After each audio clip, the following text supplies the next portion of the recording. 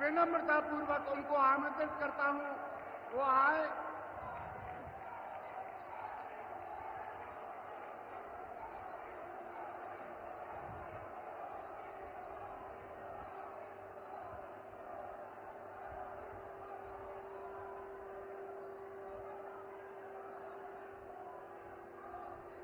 श्री राम जानकी की, श्री राम जानकी की, बाबा पटियावाले की, बाबा पटियावाले की।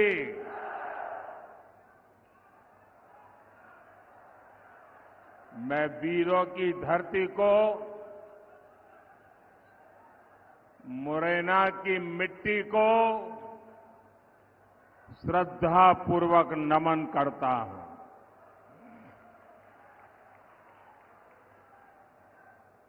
मुरैना ने हमेशा उन्हीं का साथ दिया है जिनके लिए राष्ट्र प्रथम है। आप सबका उत्साह देखकर मैं कह सकता हूं कि मुरैना आज भी न अपने संकल्प से डिगा है और न ही कभी डिगेगा।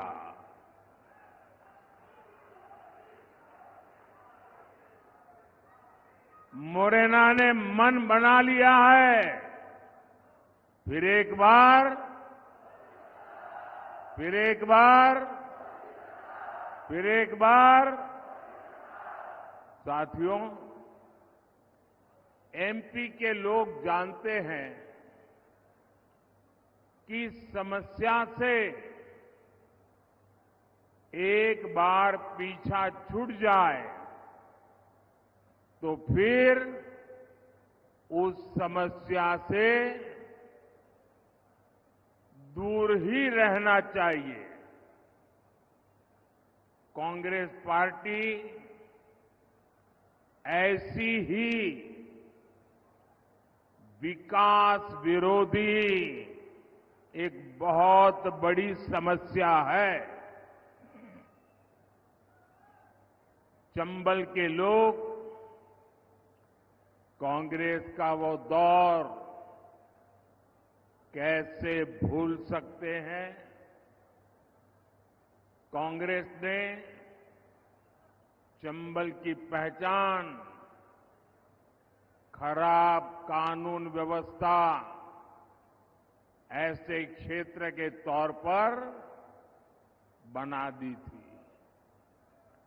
उस दौर में कांग्रेस ने एमपी को देश के बीमारू राज्यों की लाइन में खड़ा कर दिया था।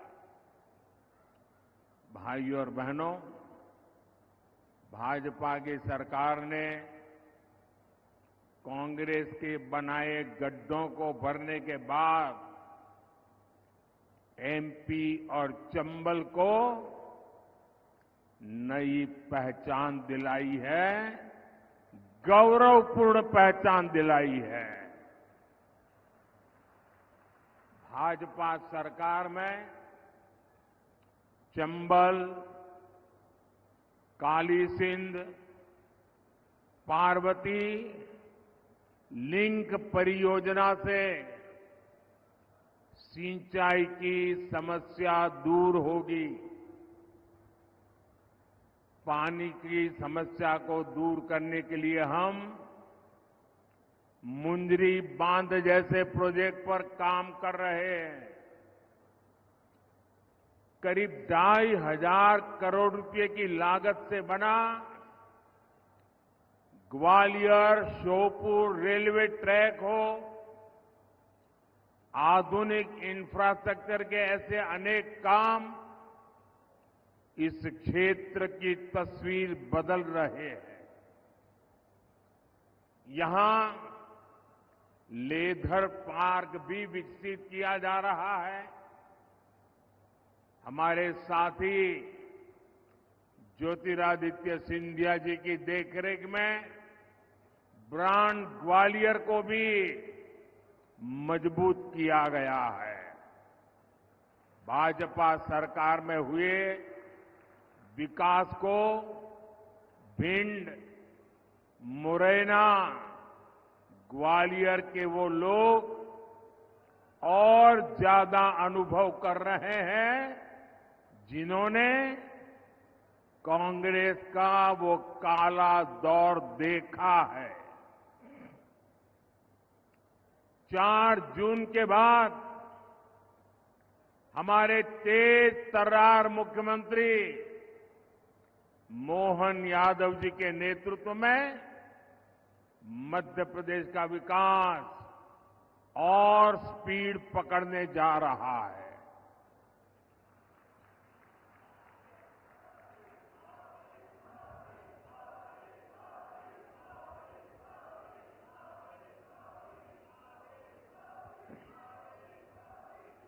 साथियों, भाजपा के लिए देश से बड़ा और कुछ भी नहीं है और कांग्रेस के लिए अपना परिवार ही सब कुछ है। कांग्रेस की पॉलिसी है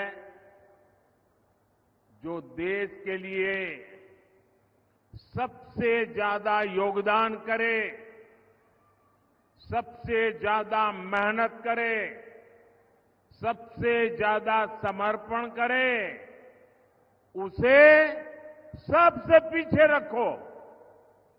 इसलिए कांग्रेस ने इतने वर्षों तक सेना के जवानों की 1 रैंक 1 पेंशन जैसी मांग पूरी नहीं होने दी। हमने सरकार बनते ही 1 रैंक 1 पेंशन को लागू किया। हमने सीमा पर खड़े जवानों की सुविधा की भी चिंता की। कांग्रेस सरकार ने जवानों के जो हाथ बांध रखे थे, हमने उन्हें भी खुली छूट दे दी। हमने कहा अगर 1 गोली आती है 10 गोली चलनी चाहिए।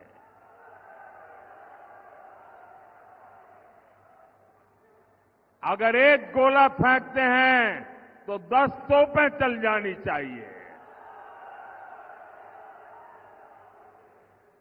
भाई और बहनों, आज हम देश में लाखों स्वयं सहायता समूहों के जरिए महिलाओं की मदद कर रहे हैं।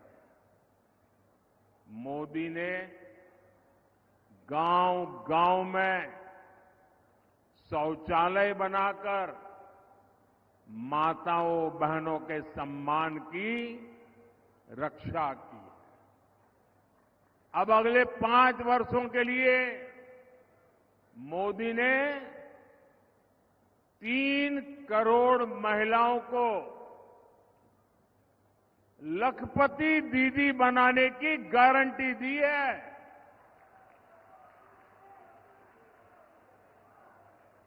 3 करोड़ महिलाएं जब लखपति दीदी बनती है तो उस परिवार की, उस गांव की सारी अर्थव्यवस्था तेज गति से दौड़ने लग जाती है।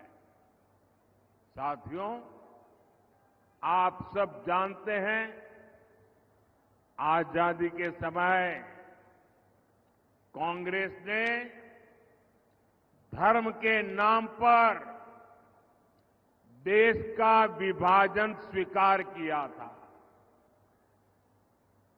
मां भारती के हाथों की जंजीरें काटने के बजाय कांग्रेस ने मां भारती की भुजाएं ही काट दी थी,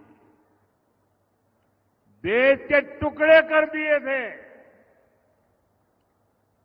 लेकिन कांग्रेस सुधरने को तैयार नहीं है। कांग्रेस को लगता है यही उसके फायदे का रास्ता है, यही उसके फायदे के लिए सरल रास्ता है। आज एक बार फिर कांग्रेस कुर्सी के लिए छटपटा रही है और कुर्सी पाने के लिए भांति भांति के खेल खेल रही है। देश के कोटि कोटि नागरिकों के आंखों में धूल झोंककर सत्ता हथियाने के लिए आपके भविष्य को बर्बाद करने पर तुली हुई है। ये लोग फिर से धार्मिक तुष्टीकरण को मोहरा बना रहे हैं। साथियों, कर्नाटका में कांग्रेस सरकार का राज है और उन्होंने क्या पाप किया है, आप हैरान हो जाओगे। मुझे बताइए कि आपके गांव में कोई आकर के कह दे कि भाई इस गांव में सारे के सारे लोग अब ये नहीं ये हो गए, तो आपको मंजूर होगा क्या? कांग्रेस सरकार ने कर्नाटका में जितने भी मुस्लिम समाज के लोग हैं, उच्च वर्ग के होंगे, धनी होंगे, व्यापारी होंगे, उद्योगपति होंगे, न्यायमूर्ति होंगे, कोई भी होंगे, बस सिर्फ वो मुसलमान होना चाहिए। अगर वो मुसलमान है तो उन्होंने रातों रात एक कागज निकालकर हस्ताक्षर करके उन सबको ओबीसी घोषित कर दिया। अभी ओबीसी घोषित कर दिया तो बहुत बड़ा तूफान हो गया। यानी वहां कांग्रेस ने शिक्षा और सरकारी नौकरी में पहले जिन ओबीसी लोगों को आरक्षण मिलता था, उस ओबीसी समाज में इतने सारे नए डाल दिए कि ओबीसी समाज को जो आरक्षण मिलता था वो उनसे छीन लिया, चोरी छुपी से छीन लिया। और जो मुसलमानों को नया ओबीसी बना दिया था, गैर कानूनी तरीके से बना दिया था, संविधान के विपरीत बना दिया था, बाबा साहब आंबेडकर की भावना के विरुद्ध बना दिया था, उस मुस्लिम समाज को ओबीसी को जो मिलता था वो लूट करके उनको दे दिया। आप सबको मालूम है, जब देश का संविधान बना, महीनों तक माथापच्ची हुई, चर्चाएं हुई, देश के गणमान्य लोगों ने चर्चाएं की। बाबा साहब आंबेडकर में उन चर्चाओं के आधार पर संविधान को लिखा गया और सबने सोच समझ करके तय किया कि देश की एकता अखंडता के लिए देश का संविधान किसी भी सूरत में धर्म के आधार पर आरक्षण नहीं देगा। बाबा साहब आंबेडकर ने कहा, धर्म के आधार पर आरक्षण नहीं दिया जा सकता और इसलिए कांग्रेस ने धोखेबाजी की, पिछले दरवाजे से किया। खुद बाबा साहब आंबेडकर की पीठ में छुरा भोंक दिया। लेकिन वोट बैंक और तुष्टीकरण में डूबी कांग्रेस कर्नाटका का यही मॉडल पूरे देश में लागू करना चाहती है। साथियों, कांग्रेस दलितों का, पिछड़ों का, आदिवासियों का हक छीनने का षड्यंत्र लंबे समय से कर रही है। 19 दिसंबर 2011 को जब उनकी सरकार थी, तब की कांग्रेस की केंद्र सरकार धर्म के नाम पर आरक्षण देने का एक मुसद्दा, एक नोट कैबिनेट में लेकर आई थी। इस कैबिनेट नोट में एक कहा गया था कि ओबीसी समाज को जो 27% आरक्षण मिलता है, मंडल कमीशन के अनुसार जो आरक्षण मिलता है, उस आरक्षण का एक हिस्सा काट करके 27% में से एक टुकड़ा काट करके मजहब के नाम पर दिया जाएगा। सिर्फ 2 दिन बाद 22 दिसंबर 2011 को इसका आदेश भी निकल दिया गया। बाद में आंध्र प्रदेश के हाई कोर्ट ने कांग्रेस सरकार के इस आदेश को रद्द कर दिया। ये सुप्रीम कोर्ट में गए, लेकिन राहत नहीं मिली। तब 2014 में कांग्रेस ने घोषणा पत्र में लिखा कि धर्म के आधार पर आरक्षण देने के लिए कानून बनाना पड़े तो कानून भी बनाएंगे।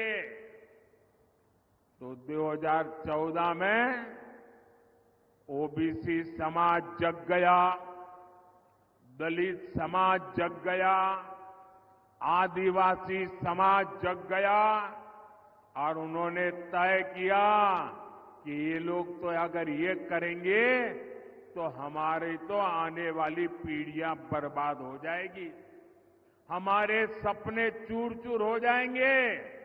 और उसके बाद इस समाजों ने एक होकर के कांग्रेस के सपनों को मिट्टी में मिला दिया, उनको सत्ता से बाहर कर दिया।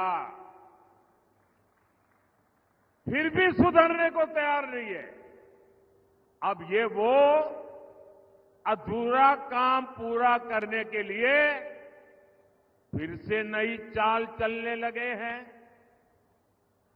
कांग्रेस की चली तो यहां मध्य प्रदेश में जो हमारे कुशवाहा भाई बहन हैं, गुर्जर भाई बहन है, यादव भाई बहन है, गडरिया भाई बहन है, धाकड़ प्रजापति समाज हो, ऐसे सब समाज को जो आरक्षण मिलता है, जैसे हमारे यहां कुमार, तेली, माझी, नाई, सुनार समाज, ऐसे समाजों को जो आरक्षण मिलता है,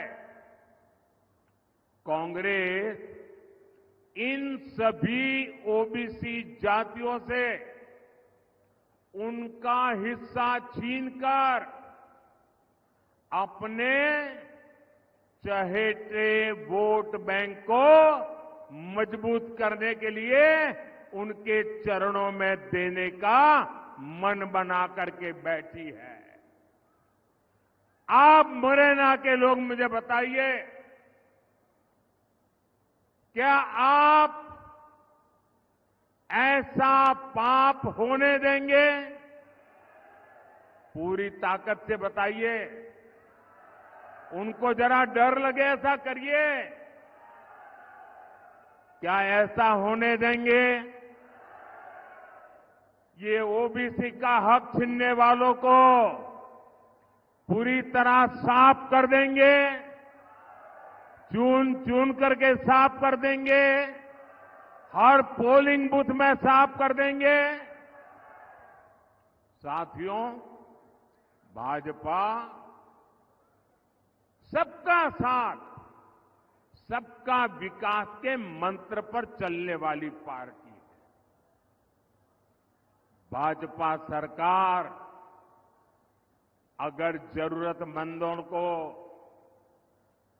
कोविड के समय अगर राशन की जरूरत है तो कोई भेदभाव नहीं, न जाति का भेदभाव, न धर्म का भेदभाव, जरूरतमंद 80 करोड़ लोगों को मुफ्त राशन देता रहा। क्या कभी आपने कोई शिकायत सुनी है? आपने कभी सुना है कि हमारे गांव में वो मुसलमान भाई है इसलिए उसको मिलता नहीं है? कभी सुना है? भाइयों बहनों, भाजपा सरकार ने 4 करोड़ गरीबों को पक्के मकान दिए। ये घर बिना भेदभाव हर धर्म के लोगों को मिले हैं। क्या किसी गांव में ने कोई शिकायत सुनी है कि भाई धर्म के आधार पर मुझे मकान नहीं मिला? ऐसा सुना है क्या? यहां भाजपा सरकार है कि नहीं है? दिल्ली में भाजपा सरकार है कि नहीं है? कोई भेदभाव की खबर सुनी है क्या? भाजपा सरकार ने 11 करोड़ घरों तक पीने का पानी का कनेक्शन पहुंचाया है। कोई जातिवाद नहीं होने दिया, कोई धर्म के नाम पर भेदभाव नहीं होने दिया, क्योंकि सबका साथ, सबका विकास ये हमारा मंत्र है। हर धर्म, हर समाज को ये लाभ समान रूप से मिलना चाहिए। समान रूप से मिलना चाहिए कि नहीं मिलना चाहिए? अगर सबको समान रूप से मिलता है तो आपकी कोई शिकायत होती है क्या? लेकिन अगर कांग्रेस आती है तो ये सारी सुविधाएं दलितों, पिछड़ों, आदिवासियों और सामान्य वर्ग के गरीबों को नहीं मिलती। कांग्रेस की चले तो गरीब कल्याण की योजनाओं का लाभ भी धर्म के आधार पर देती, क्योंकि कांग्रेस तो डंके की चोट पर यही कहती है कि देश के संसाधनों पर पहला हक मुसलमानों का है। मोदी कहता है देश के संसाधनों पर पहला हक इस देश के गरीबों का है, इस देश के पिछड़ों का है, इस देश के आदिवासियों का है। साथियों, कांग्रेस एक के बाद एक ऐसी घोषणाएं कर रही है जो देश को भी कमजोर करेगी और आपके परिवार को भी कमजोर करोगी।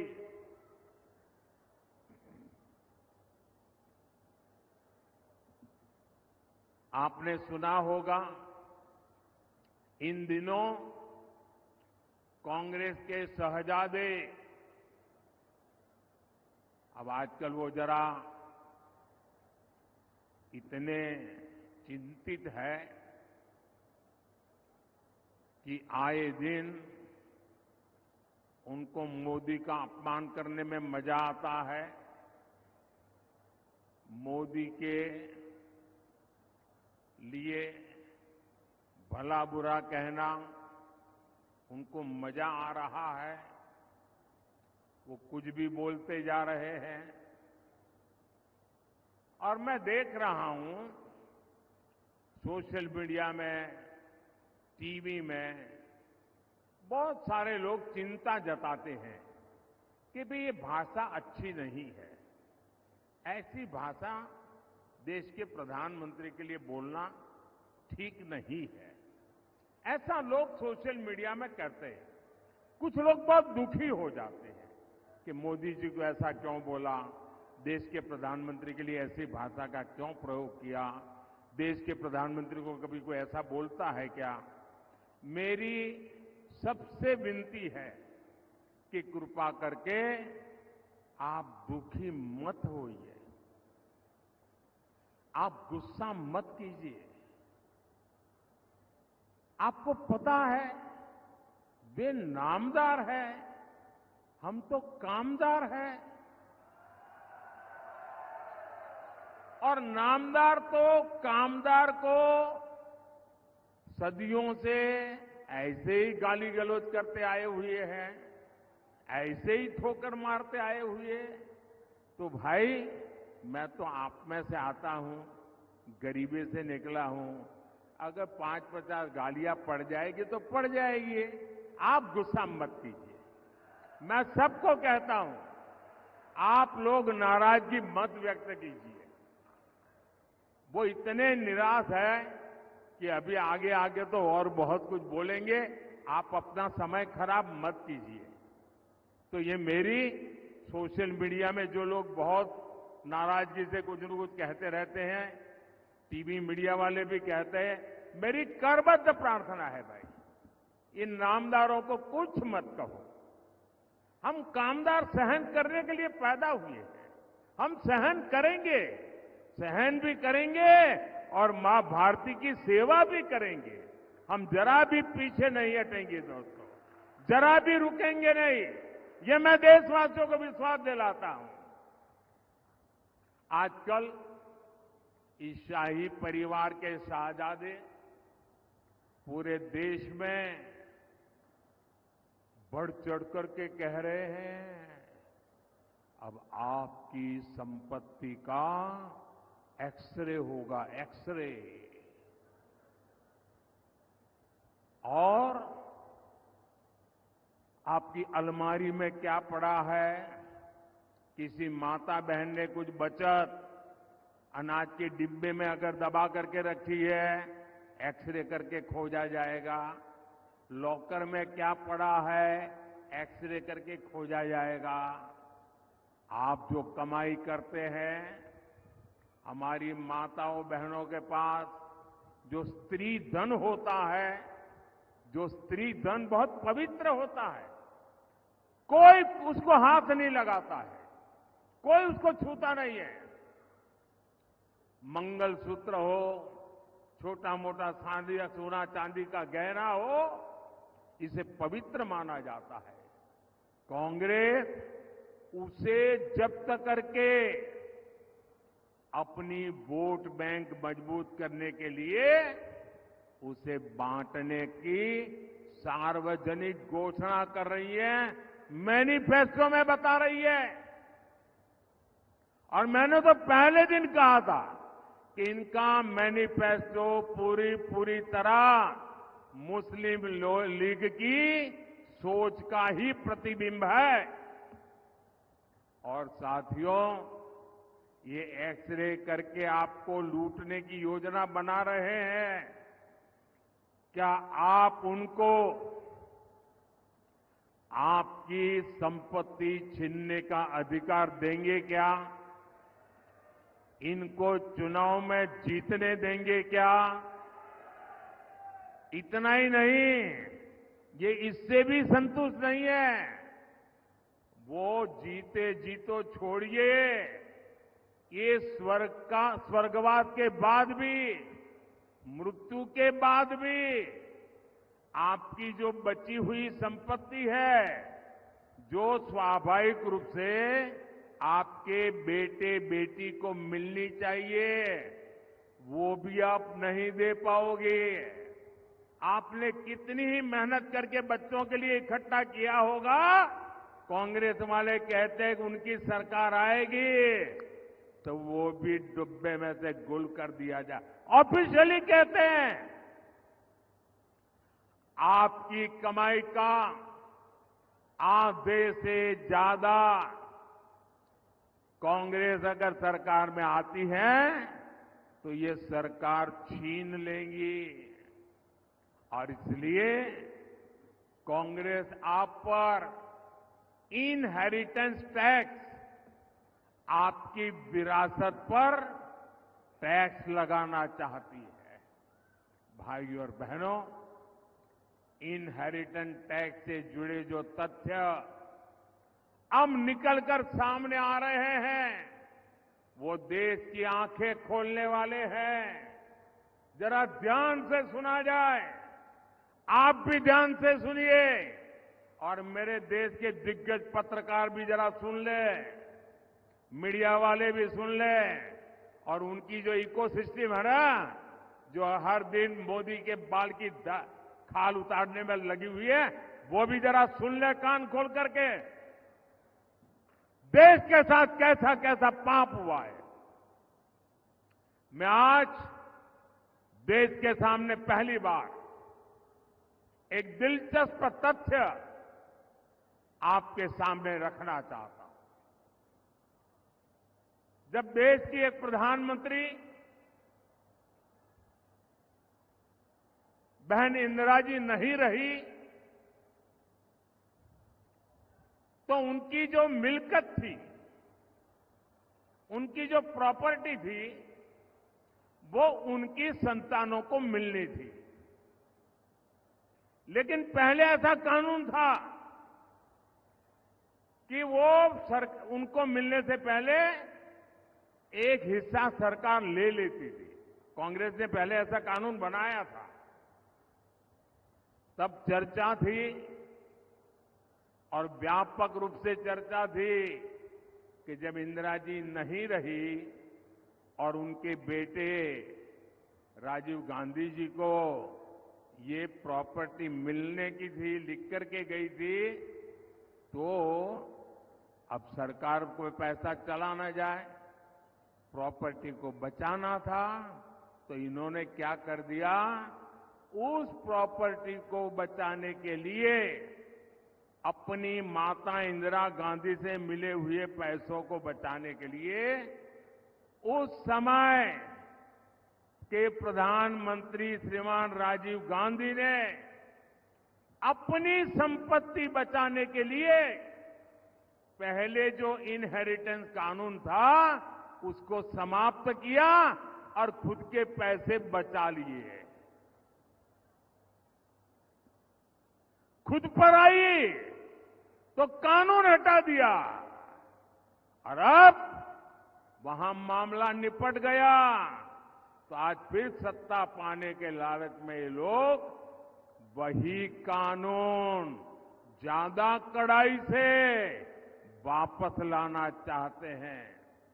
बिना टैक्स के अपने परिवार की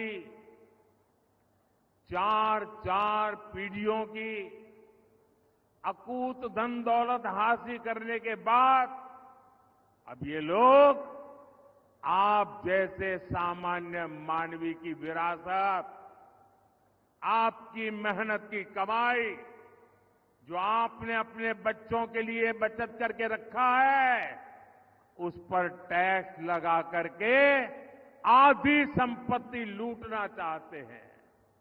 और इसलिए ही तो देश कह रहा है कांग्रेस की लूट जिंदगी के साथ भी और जिंदगी के बाद भी। साथियों, आपके और कांग्रेस के आपके साथ खिलवाड़ करने के उनके जो इरादे हैं, कांग्रेस के इन खतरनाक इरादों के बीच आपके हकों की रक्षा के लिए ये मोदी दीवार बन के खड़ा है।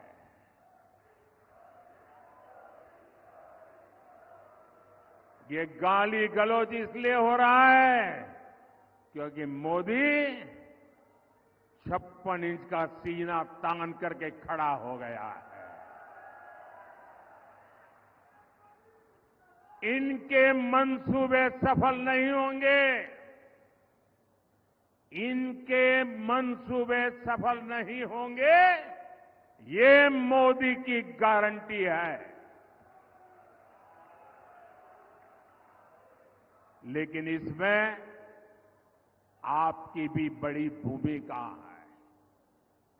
मुरैना से संगठन में मेरे साथ जिन्होंने वर्षों तक काम किया, जब मैं संगठन महासचिव हुआ करता था तब हमारे शिव मंगल जी यहां महासचिव हुआ करते थे। ऐसे मुरैना से हमारे शिव मंगल सिंह जी तोमर, भिंड से हमारी बहन संध्या राय और ग्वालियर से हमारे साथी भरत सिंह कुशवाहा जी 7 मई को इनको जितनी ज्यादा संख्या में वोट मिलेंगे मोदी उतना ही मजबूत होगा। आपका एक एक वोट मोदी को जाएगा। कमल पर आप बटन दबाएंगे, आपका वोट सीधा सीधा मोदी को जाएगा। और इसलिए मोदी आज आपसे आशीर्वाद मांगने आया है। मोदी आपसे कमल के निशान पर बटन दबाने के लिए प्रार्थना करने के लिए आया है। तो घर घर जाएंगे, मतदान करवाएंगे, हमारे साथियों को जिताएंगे, पोलिंग बूथ जीतेंगे, पक्का करेंगे। अच्छा, मेरा एक काम करोगे? मेरा आपसे अनुरोध है कि आप घर घर जाकर के ये भी कहना कि मोदी जी आए थे और मोदी जी ने आपको प्रणाम कहा है। मेरा प्रणाम पहुंचा देगा? मेरा प्रणाम पहुंचा दोगे? बोलिए मेरे साथ, भारत माता की, भारत माता की, भारत माता की। बहुत बहुत धन्यवाद।